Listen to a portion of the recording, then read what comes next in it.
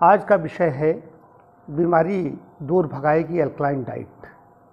इस विषय पर एक मेरा लेख प्रकाशित हुआ था रूपायन में, आप देख सकते हैं।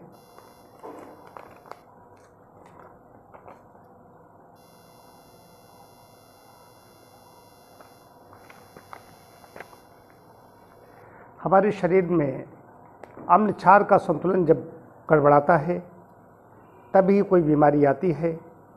यदि शरीर में क्षार संपदा पर्याप्त मात्रा में रहेगी तो बीमारी हमसे दूर रहेगी, हमारे अंदर पर्याप्त मात्रा में जीवन शक्ति होगी, इससे हम बीमारी से बचे रहेंगे।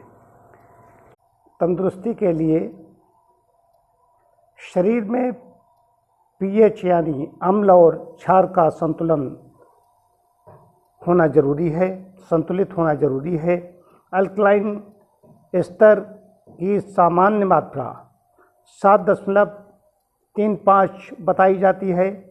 माना जाता है कि हमारा खून कुछ हद तक क्षारीय होता है, जिसका पीएच लेवल 7.35 से 7.45 के बीच होता है। इसलिए हमारा खान पान भी इसके अनुसार होना चाहिए। हालांकि खान पान के बदलते तौर तरीक़ों के कारण हम अम्लीय भोजन का सेवन ज़्यादा करने लगे हैं।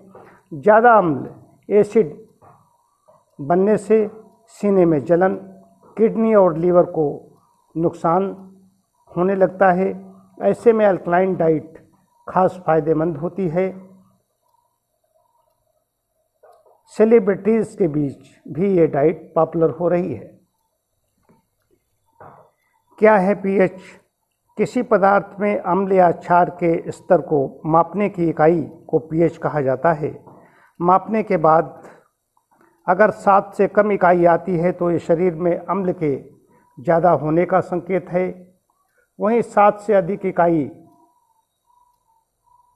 क्षार यानी अल्कलाई का संकेत है। अल्कलाइन डाइट अर्थात क्षारीय भोजन से हमारे शरीर का पीएच प्रभावित होता है।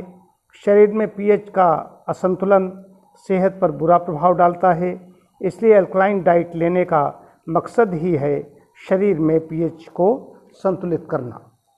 अल्कलाइन डाइट क्या है? अल्कलाइन का मतलब है क्षारीय। डाइट दो तरह की होती है, एक अम्लीय और दूसरी क्षारीय। तले भुने पदार्थ, पॉलिश की हुई दाल, फास्ट फूड अम्लीय फूड है, जबकि ताज़े फल, उसने लिख दिया ताज़े फल, सब्जी तथा कुछ मेवे क्षारीय हैं। शरीर में अम्लीयता बढ़ने से क्षार अपने आप कम हो जाता है। स्वस्थ शरीर में क्षार और अम्ल का संतुलन हमेशा 70 और 30 के अनुपात में होना चाहिए। अम्ल की मात्रा 30% होनी चाहिए और क्षार की मात्रा 70%। इसे अल्कलाइन डाइट से सही किया जा सकता है। किसके लिए है ज़रूरी? कब्ज, हृदय रोग या मधुमेह आदि के मामले में तो डॉक्टरी सलाह की ज़रूरत होती है, लेकिन कोई भी स्वस्थ व्यक्ति इसे तुरंत शुरू कर सकता है। बच्चों से लेकर वृद्धजनों तक के लिए डाइट है। क्या हो डाइट?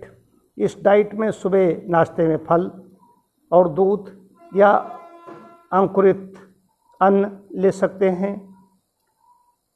मेवे की गिरियाँ नाश्ते में ले सकते हैं। नट्स मतलब ले सकते हैं नाश्ते में। तो 12 घंटे पानी में भिगोई होनी चाहिए। अगर लें नट्स तो 12 घंटे के भिगे हुए होने चाहिए। नाश्ते के 4-5 घंटे बाद दोपहर का भोजन करें।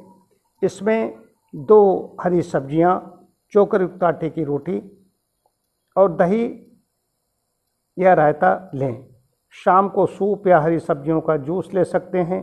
किसी फल का रस भी ले सकते हैं।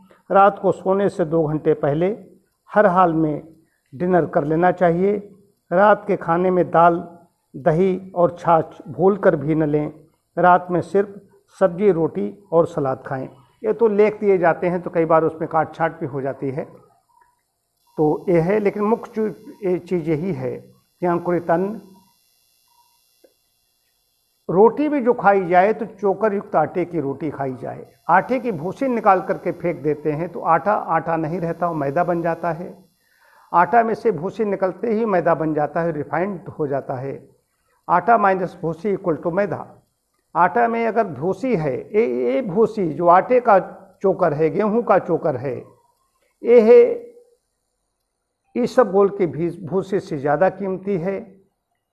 शास्त्रों ने तो ये कहा है फल पाक निष्ठा औषधियत।